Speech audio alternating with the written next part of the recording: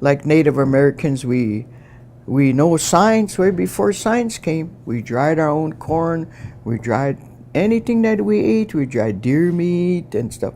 Nowadays, you go inside of the store, they have that little dry meat, We did that a long time ago. We dried our own banana.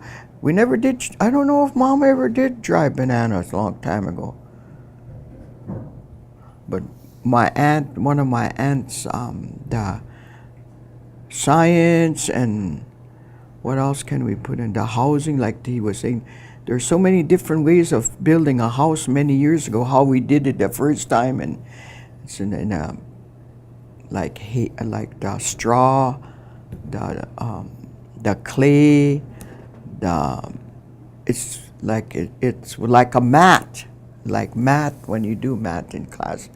You got to measure the log house. See how big of a log house you want. You got to measure the. How did they measure? How did they? They just take. I don't remember. My dad always takes an axe and 1, 2, 3, 4. That axe. Then he marks it. That's what we saw. I used to work like a boy with my dad. He saw it off. He looks. Well, what are we doing this for? We're gonna. Mother-in-law needs a house. I'm tired of living with mother-in-law. So, I was thinking, gee, I wonder how come my dad don't like mother-in-law. Well, after I found out, okay. So anyway, so that's math there, in Dakota. And then we had to take a, what do you call those, tubs, Mama used to us. And then we went 2 places at that one time. I always remember that. Mother-in-law didn't want this clay. Mother-in-law wants that clay that's way down to, it's about like another 4 miles. My dad said,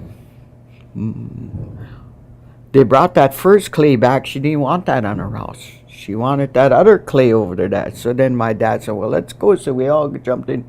And here, that clay was kind of a beige color, that clay. And that clay that she was trying to put on was gray. She didn't want that, but she wanted that beige. So when they put that log house together, then we pasted.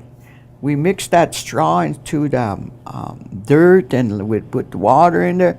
Boy, that's when we used to always like it because we could smash anything we want. And then you just go back and then it's like this when it dries. So there was a lot of dirt. That's math, and measurement and all that. So during sciences, they drive.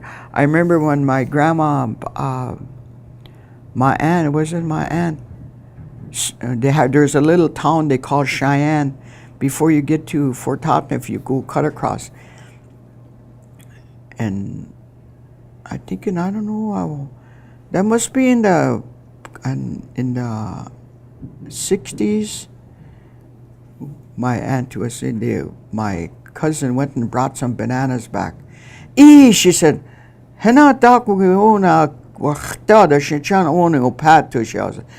like bananas. You're always bringing bananas. She said, you're happy. That's all they had there. And later on, we were washing dishes, and I asked my aunt, I said, how come, I said,